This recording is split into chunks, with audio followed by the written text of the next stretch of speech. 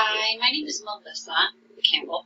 I'm from Peachtree Elementary, and when I think about our E-class journey and where we began and now where we are, it hasn't been a very long journey. We just began at the beginning of last year, and that's actually when I joined the Peachtree team as an LSTC. And so with my principal hiring me for that position, that kind of began, I kind of became the captain of the ship to get us into E-class and to start moving that ship. And I know Rangina earlier in her video also kind of talked about E-class.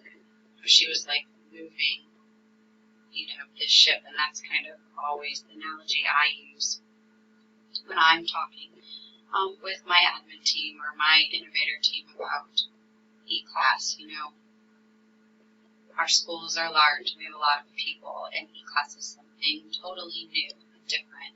And so it is a slow-moving ship, and I think that's okay, because we definitely don't want to rush into something like E-class, because there are a lot of different components, and it can be difficult at times, but it can also be fun and exciting.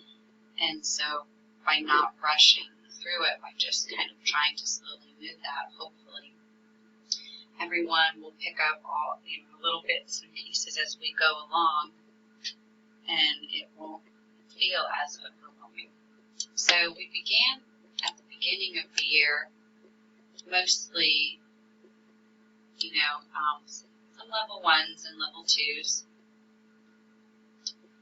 and now we're more implementing a lot of the strategies that we've learned, and this is definitely because we've had a lot of professional development at our school. We have at least a scheduled meeting once a month, and then we do welcomes, and even just if teachers need help, then I'm available to go and help them meet their needs. We also do E-class challenges where we put out kind of, I guess you could call them requirements, but I don't really like to call it requirements. That's more okay. Try, we've learned these different tools. Now try them in your classroom. Here's kind of the requirements of the challenge, and if you meet those requirements, then we choose an innovator each month. They get like a tech reward, and just kind of make it fun. And then we also spotlight different teachers and what they're doing in their classroom every week in our Peachtree planner as well.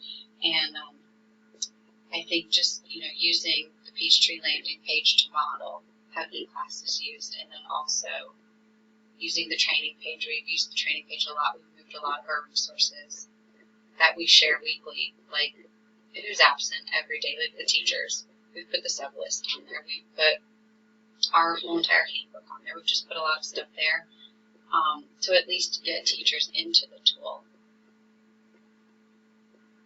And let's see, some of our limitations and restrictions.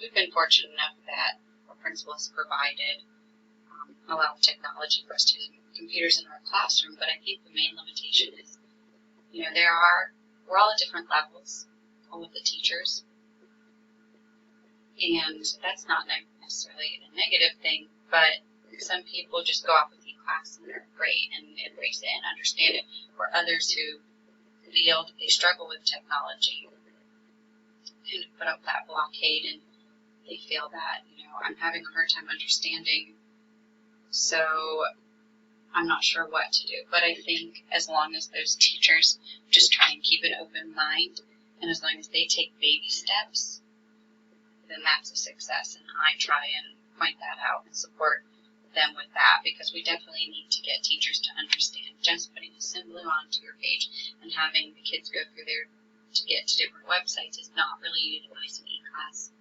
the best possible way. The students need to be interacting with it and engaging with it, and so does the teacher through their instruction. So I guess that answers some of the questions. I'm already at 4 minutes and 42 seconds, so I think I'm going to stop here.